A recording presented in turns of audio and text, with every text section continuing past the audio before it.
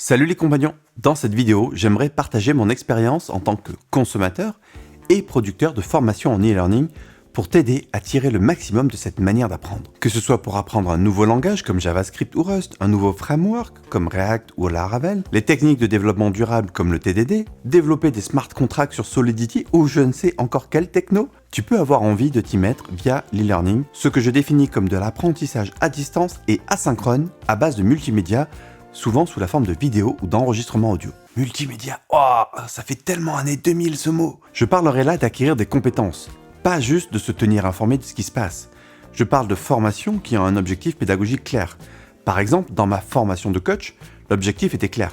Apprendre à devenir un coach professionnel. Dans ma formation au copywriting, le but était de m'apprendre à écrire des textes convaincants dans l'idée de vendre. Le cursus artisan-développeur, quant à lui, a pour objectif de t'apprendre à écrire du code durable. C'est ce genre de formation dont j'aimerais parler dans cette vidéo. Je vais d'ailleurs comparer ces trois formations que je viens de citer, les deux premières que j'ai suivies, et la troisième que j'ai produite. Ainsi, j'espère pouvoir te montrer les différentes facettes de cet outil. Pourquoi j'adore l'e-learning? Ce que j'aime particulièrement dans l'e-learning, c'est que tu vas à ton rythme. Et rien que pour ça, je privilégie systématiquement ce mode d'apprentissage aujourd'hui. Quand on est en groupe, on est plus ou moins obligé de s'aligner sur les plus lents. Parfois, c'est moi le plus lent.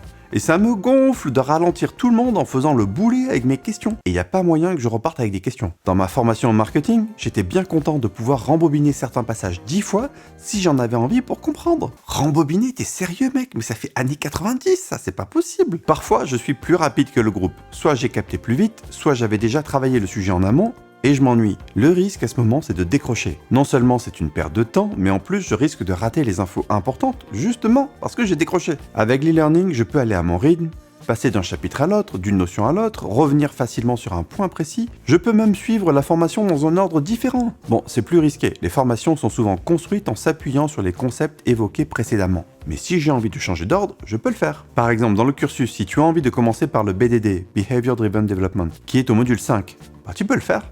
C'est un module assez autonome et finalement peu couplé au chapitre d'avant. Idem pour le module 7 sur les outils de calimétrie. Autre avantage, tu peux lisser le travail sur plusieurs semaines. Ça aide grandement à assimiler les concepts pédagogiques. Tout ingurgité sur quelques jours fait souvent perdre pas mal d'informations. Et c'est particulièrement adapté si tu as un emploi du temps déjà bien rempli. Et puis, et non des moindres, tu fais ça depuis n'importe où dans le monde. Pas besoin de se déplacer, payer un hôtel, le train, partir loin de la maison. Tu fais tout ça depuis chez toi et tu peux suivre n'importe quelle formation donnée dans le monde entier. Après, il faut être lucide, ça n'est pas fait pour tout le monde, ni pour tous les sujets. Il y a des gens qui ont plus besoin que d'autres d'être en groupe et d'échanger. Là, tu restes seul devant ta vidéo. C'est d'ailleurs pour ça que plusieurs formateurs en ligne s'efforcent de créer des communautés d'apprenants pour stimuler l'apprentissage et retrouver ce côté social. C'est typiquement un truc que je fais encore très mal pour le cursus. J'organise parfois des sessions d'entraînement, mais j'avoue que c'est pas très structuré, c'est pas très régulier encore. Il y a aussi des sujets qui s'y prêtent plus ou moins. Par exemple, ma formation de coach pro s'est faite exclusivement en présentiel synchrone.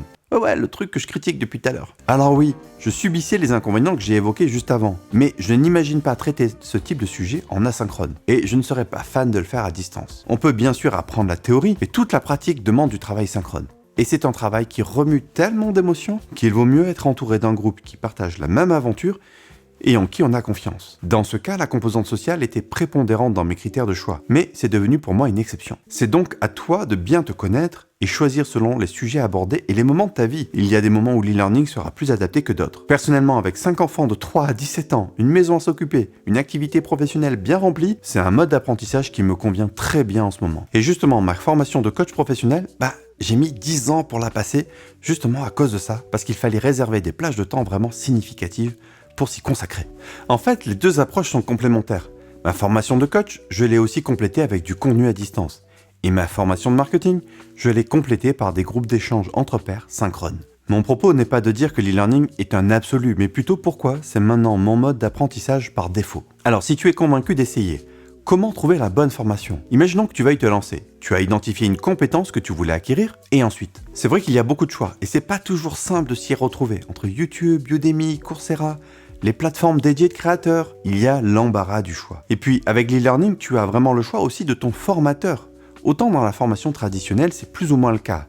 autant là, tu vas vraiment pouvoir choisir avec qui tu vas apprendre. Une autre question importante pour choisir ta formation est celle de son coût. Il y a souvent beaucoup de contenu gratuit sur une thématique donnée, par exemple sur YouTube. D'ailleurs, je suis convaincu que tout ce que j'aborde, ou au moins 95% du cursus, est disponible gratuitement quelque part sur Internet. Et le contenu gratuit peut être de bonne qualité. Par contre, il est rarement optimisé pour l'acquisition de compétences. Quand je crée une vidéo YouTube, je crée une vidéo pour une certaine audience avec certains codes et un but. Dans cette vidéo par exemple, mon but est de vous montrer tous les bienfaits que j'ai pu retirer de l'e-learning. Bah oui, je suis en pleine promotion du cursus artisan développeur et le sujet n'est pas complètement désintéressé. Je l'ai construite pour une audience assez large et m'appuyant autant que possible sur les codes YouTube. Quel que soit mon objectif, il y a une part de séduction dans l'écriture.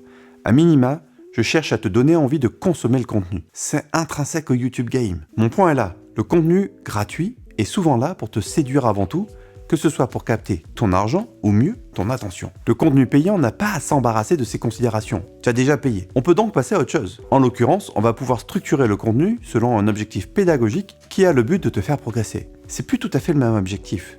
Et c'est toute la valeur d'une formation payante, t'apporter un contenu structuré directement utilisable. Tu n'as pas à fouiller dans 50 sources, tu vas droit au but pour acquérir la compétence. Par exemple, dans ma formation au copywriting, j'ai acheté un contenu assez concentré sur un seul objectif pédagogique, apprendre à écrire mes premières pages de vente convaincantes. Pas besoin de devenir un expert de la thématique ou de faire un master en marketing d'abord. J'ai eu ce dont j'avais besoin pour atteindre mon objectif pédagogique. C'est pareil pour le cursus artisan développeur. Mon but est d'aider à démêler le plat de spaghetti qui est peut-être ton code et t'apprendre les principes comme le principe de responsabilité unique ou des techniques comme le TDD en te montrant concrètement comment les mettre en œuvre. Après le cursus, il te restera encore beaucoup de choses à apprendre, mais au moins, tu sauras mieux modéliser ton code ou faire du TDD. Un contenu payant est là pour te faire gagner du temps et c'est en ça que réside sa valeur. Si une formation te fait gagner des centaines d'heures de lecture et de recherche, ça vaut quelque chose quoi. Après, ce n'est pas forcément par là que je commence. Je te l'ai dit, un des avantages de l'e-learning est qu'on choisit son formateur.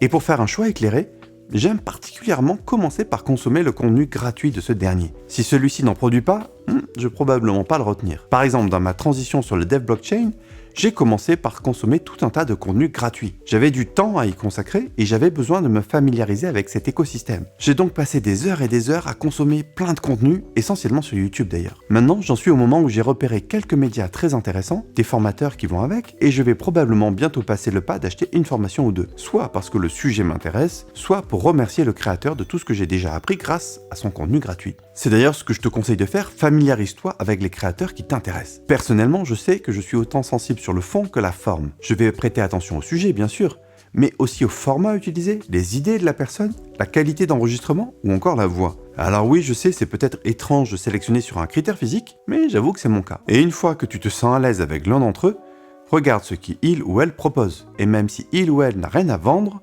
tu peux toujours le ou la contacter pour voir si elle accepterait de te donner des conseils. Ah, c'est pas simple, l'écriture inclusive à l'oral, ça passe pas terrible.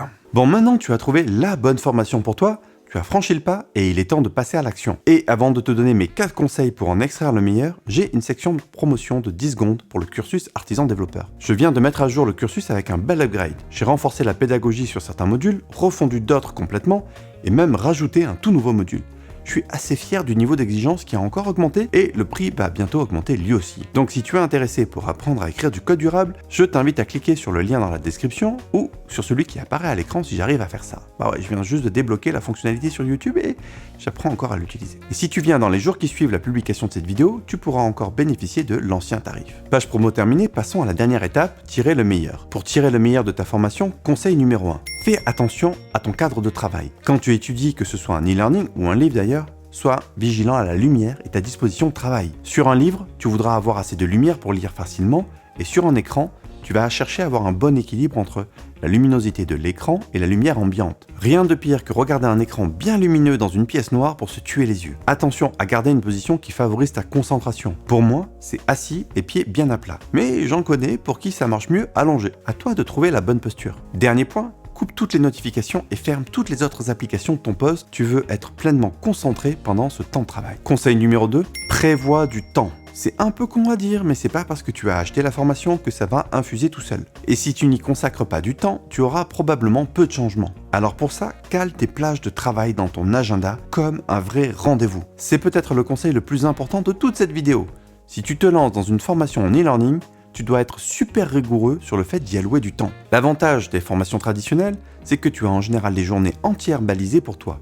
Le temps est déjà prévu, souvent par quelqu'un d'autre, alors que dans une formation en ligne, c'est à toi de t'organiser et de prévoir ce temps. Le corollaire de ça, c'est d'acheter la formation quand c'est le bon moment pour toi. Personnellement, je n'achète plus de formation si je ne suis pas certain d'y allouer le temps nécessaire dans les prochaines semaines. Alors je sais, je joue un peu contre mon camp en disant ça, mais je le pense. Les créateurs sont très forts pour utiliser les biais de notre psychisme pour nous faire passer à l'achat, comme mettre des dates butoirs pour acheter. Et d'ailleurs, je te préviens, je vais le faire aussi. Bah oui, j'ai une famille à nourrir. Si j'annonce que le tarif du cursus va augmenter, c'est autant pour prévenir ceux qui sont intéressés qu'inciter les indécis à passer à l'action. Du coup, quand tu vois une formation qui te plaît et que tu as envie de l'acheter, regarde d'abord si tu vas vraiment y passer du temps. Si oui, alors fonce, ton achat sera probablement rentabilisé. Si tu as un doute, tu peux laisser passer, tu auras bien une autre occasion, quitte à payer un peu plus cher. C'est d'ailleurs ce que je te conseille de faire avec le cursus, même si je risque d'y perdre du chiffre d'affaires, ne l'achète que si tu prévois d'y passer du temps, ou alors juste pour me soutenir, ça marche aussi. Conseil numéro 3, adapte la vitesse de lecture.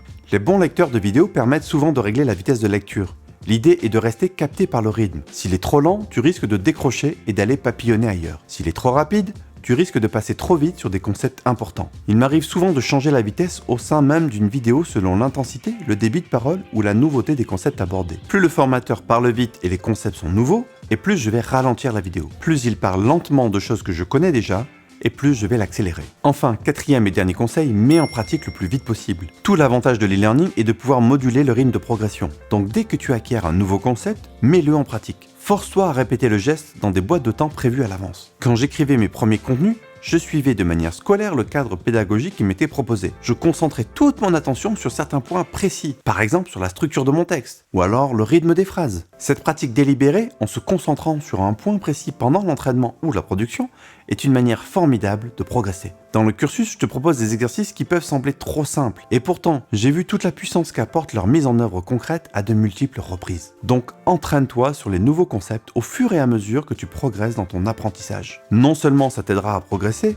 mieux, plus vite, mais en plus ça viendra doper ta motivation, et c'est au moins important que la pédagogie en elle-même. Voilà tout ce que je voulais partager avec toi sur cet outil formidable qui est pour moi l'e-learning, et si tu es curieux ou curieuse d'en savoir plus sur le cursus, il te suffit de cliquer dans le lien en description de la vidéo. À bientôt!